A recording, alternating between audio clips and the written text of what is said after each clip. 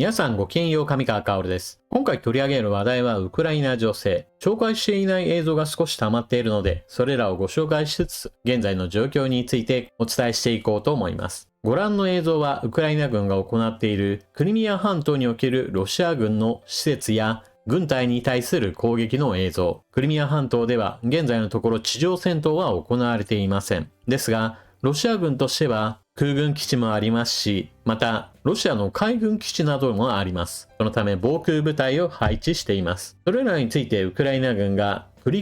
り返し攻撃を行うことによって、ロシア軍の S300 や S400、そしてレーダー施設なども破壊しています。こうした対空兵器は高額な兵器であると同時に量産が効くようなものではありません。それにウクライナ軍との戦いにおいては戦域は非常に広いことから、あちこちに対空兵器は必要です。そのためやられたからといってすぐに補充できるものではありません。一旦補充が間に合わなくなったのではないか。そのためクリミア半島及び南部戦線においてはロシア軍の防空体制にほころびが出ていると見られています。それによってウクライナ軍側の兵器が再び活動を始めたことが報じられています。こちらの写真はトルコ製の大型ドローンバイラクタル TB2。対空兵器を持たない武装勢力相手であれば一方的に攻撃できる兵器として非常に有用なものです。ただ、ロシア軍の場合だと一通り兵器は揃っていますから、本格的な戦闘、そして戦線がある程度固定された状態だと対空兵器に狙われて活躍の場が小さくなっていました。しかし、一旦対空兵器の存在がなくなったかもしれないという状況においては、非常に小回りも利き、前線に対する攻撃支援も行うことができます。こちらの映像では、南部戦線の沿岸部において、ロシア軍が小型の船を使って移動、上陸している場面を監視し、攻撃を行っているところです。続いては、ウクライナ軍の国産兵器化の取り組み。ロシア軍が先行して滑空爆弾を量産、そして前線に対する攻撃支援を行ってきました。これに対してウクライナは、まずは欧米に対して兵器の供与を求め、そしてヨーロッパを中心として滑空爆弾の供与を受けてきました。しかしどうしても必要な時に必要な量を確保することができず、ウクライナ自身も滑空爆弾の開発、そして実戦投入を始めました。大型のミサイルなどはどうしても量産するのにはお金がかかります。滑空爆弾はもともとは航空用爆弾であり、射程距離はそれほど長いものではありませんが、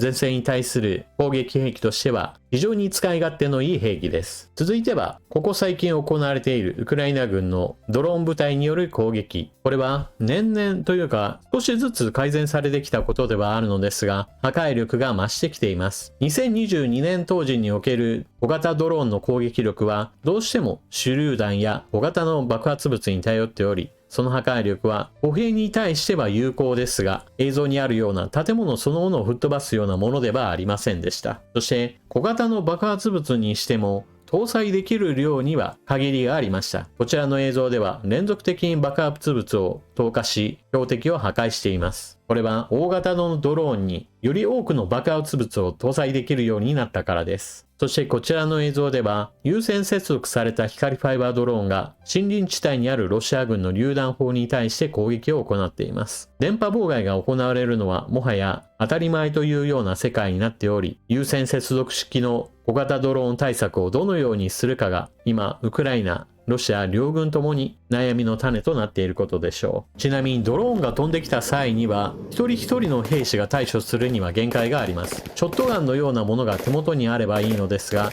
ない場合はまさに銃撃の腕が試されることとなります。こちらの映像では味方車両を追いかけるドローンを発見し、それを歩兵が銃撃して撃墜しているところです。一方こちらの映像では何やら柱のようなものが並んでいますが、これはロシア軍の兵士が赤外線を遮断するマントなどをかぶって近づいてきたウクライナ軍ドローンをやり過ごそうとしているところです。しかしたとえ体温が遮断することができたとしても、野原にこのような異様なものがあれば目につくものです。ロシア軍の教科書的には息を潜めて動きを止めればなんとかやり過ごせるというような教育を行っているのかもしれません。先ほどもご紹介したように、見つかったら自力で撃ち落とすしかないというのが歩兵の生き残る道ではないでしょうか。続いてウクライナ軍による遠距離攻撃、標的が少し広がったかもしれません。これまでは軍事施設や戦略資源である石油や天然ガスの関連施設などに対する攻撃や軍需工場なども標的となっていました。これに加えて変電所もこれからは攻撃の標的になるかもしれません。こちらの映像では変電所に攻撃を受け火災が起きているといったことを伝えています。当然のように変電所は国中のありとあらゆるところにあり、守備隊も配置されていませんから、一度狙われたら攻撃を防ぐことは困難です。これまではロシア軍によるウクライナ側の発電施設や変電所に対する攻撃が繰り返されてきましたが、今度はウクライナが同じことをロシアに対して行うかもしれません。さて、続いてはウクライナの遠距離攻撃の手段、従来のものよりさらに開発が進められるようです。ファイアポイント社は FP2 前線攻撃ドローンを導入した。ウクライナのファイアポイント社は 100kg の弾頭を搭載し、最前線の標的を攻撃するミドルストライククラスの攻撃ドローンを発表した。FP2 はロシア軍後方の標的攻撃に使用される長距離無人機 FP1 の設計を踏襲している。ただし、射程距離は 1400km から 200km に短縮され、弾頭重量は 105kg に増加している。開発者によると、この新製品はすでに最前線で運用されているとのことだ。量産型 FP1 との高度な統合性から判断すると、近い将来、最前線への導入が加速する可能性がある。記事の中で出てきた FP1 はこちら。最大射程距離は 1600km、弾頭重量は60から 120kg と言われています。基本的にはロシアのより遠い標的に対する攻撃で用いられているものです。今回発表された FP2 は射程距離を短くした分、弾頭重量を増やして前線に対する支援攻撃を行うものでしょう。従来はアメリカから供与されたハイマースをはじめとした多連装ロケットミサイルなどがあったわけですが、それだけではやはり数は十分ではありません。自力でそのぐらいの距離を支援できる兵器をもっともっと作ろうとしているわけです。そしてウクライナのファイアポイント社はその他の射程距離のものについても開発を進めています。メーカーフラミンゴは独自の弾道ミサイル FP7 と FP9 および防空ミサイルの開発を発表した。ウクライナのファイアポイント社は独自の FP7、FP9 弾道ミサイルおよび防空システムの開発を発表した。FP7 の射程距離は 200km、弾頭重量は 150kg。基本的に先ほど出てきた FP2 よりもミサイルである分、速度が圧倒的に速く、防御するのは困難でしょう。FP9 については射程 855km。こちらの弾頭重量は 800kg となっています。巡航ミサイル FP5、フラミンゴの愛称が付けられているミサイルと比べると、それぞれ射程距離の違いがあります。これはそれぞれの目標地点に対して適した攻撃兵器を作ることによって無駄を省く意図があります。例えば 300km 先の攻撃目標に対して射程 3000km のフラミンゴを使うというのはやはり無駄が大きいものです。そのようにして攻撃手段を適切に獲得していくことがウクライナにとってこれからの課題というわけです。このような長射程の兵器についてはイギリス、フランスからの巡航ミサイルが射程距離が 300km 程度でとどまっており、それ以上についてはなかなか供与はされません。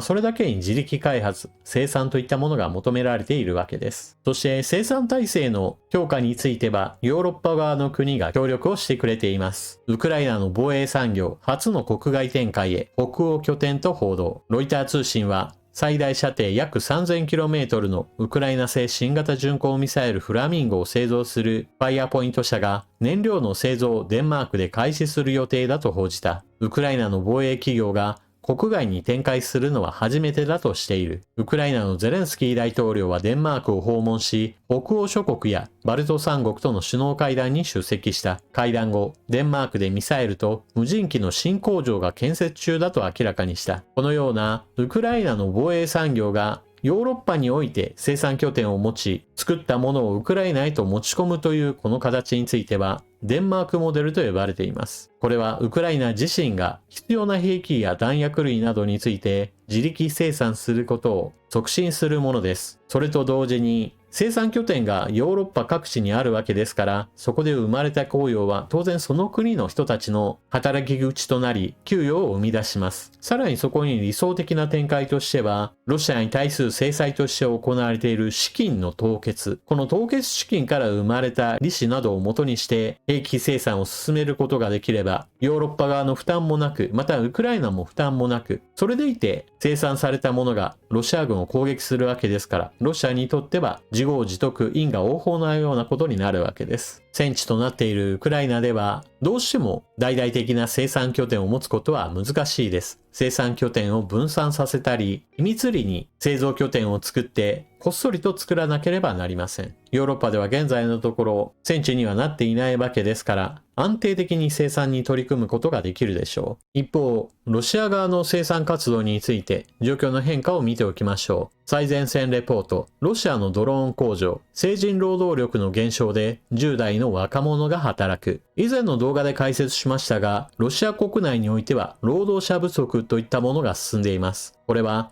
働き世代の人たちが軍隊へと多く吸い上げられており、しかも裕福な人たちを中心として海外へと脱出も行われています。そのため、ロシア政府は世界各国に労働者を求め、北朝鮮からまとまった人数を調達したり、また貧しい人たちを中心として騙すような形でロシアへと引っ張ってきています。それに加えて行われているのが積極的な未成年の人たちの工場への配置です。これを聞いて単純に人手不足の解決策として受け入れてはいけません。問題なのはこの10代の人たちが一体どこから集められたかです。この記事の地図を見てほしいのですが、ウクライナの地からロシア各地に点線が伸びています。これは遠距離攻撃を示すものなのですが、同時にロシア軍が占領しているウクライナの地からも積極的に人々が労働者として工場に送られています。現在ロシア軍による占領下でウクライナの人々も暮らしています。しかし産業としてはどうしても以前ほど円滑な経済活動を行うことはできません。生活に苦しんでいる人たちに対しては積極的にロシア本国における労働といったものが紹介されることとなります。そして軍需工場に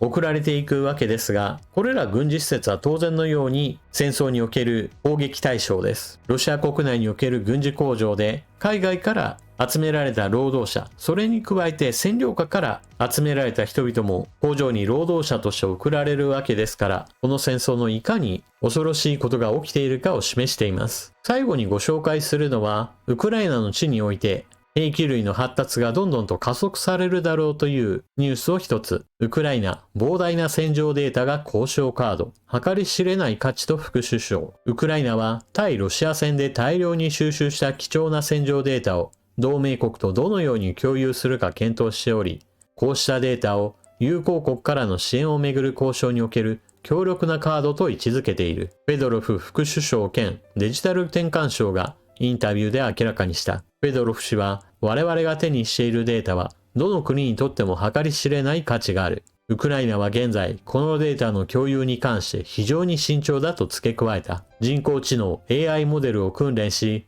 パターンの認識や予測を行わせるには膨大な量のデータが欠かせない。急成長する防衛産業ではこうしたデータの需要が特に高まっている。ウクライナは2022年のロシアによる侵攻以来、大量の戦場データを詳細に収集。ドローンによる戦闘が増加する中、すでに数百万時間に及ぶ空撮による戦闘の映像を保有している。フェドロフ氏はトランプ大統領が2月の会談でウクライナのゼレンスキー大統領に対して、あなたはカードを持っていないと述べたことを念頭に、こうした戦闘データは我々の同盟国やパートナーが言うように、お互いのウィンウィンの関係を築くためのカードの一つだと思うと述べた。ウクライナは外国の防衛産業に対し、ウクライナを新兵器の試験場として利用するよう呼びかけている。フェドロフ氏によると、これまでに約1000件の応募があり、そのうち50種類の製品がウクライナに持ち込まれている。ウクライナはドローンの操縦を支援するために人工知能 AI を活用しており、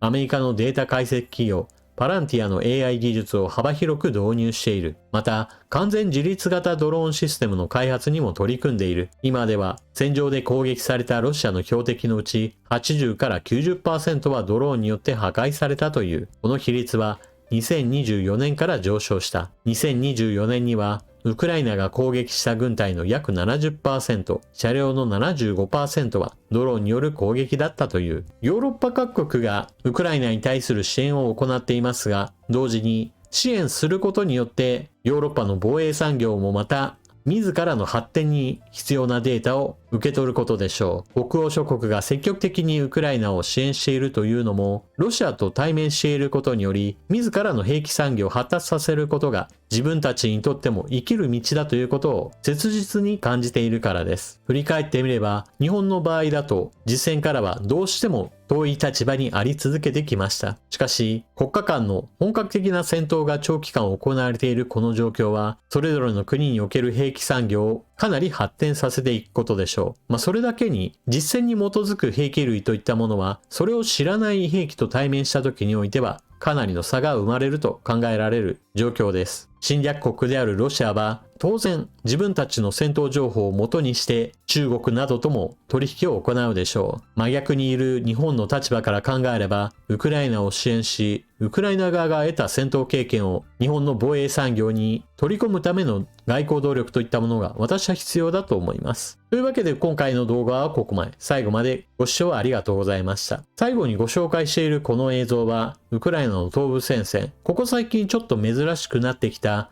ロシア軍のまとまった装甲戦力による攻撃、これに対応するウクライナ軍の戦いです。かなりの車両がドローン対策として覆いがかぶさっている状態です。しかし動画の前半部分でもご紹介しましたが、ドローンによる偵察監視による攻撃支援もあれば、小型ドローンによる攻撃それ自体も破壊力が上昇しています。それによってまとまった部隊による攻撃といったものをかなりの確率で防ぐことができるようになりました。それでは情報の整理整頓、更新に役立ったなと思われる方は評価ボタンのクリックよろしくお願いします。また動画の作成を応援してくれる方はスーパーチャットのご検討、またメンバーシップへの加入もぜひともよろしくお願いします。残念なことではあるのですが、このチャンネルの動画再生数も右肩下がりの状況になっています。それだけに定期購読する感じでメンバーシップに加盟してくれると非常に嬉しいです。それでは次回の動画でまたお目にかかりましょう。またね。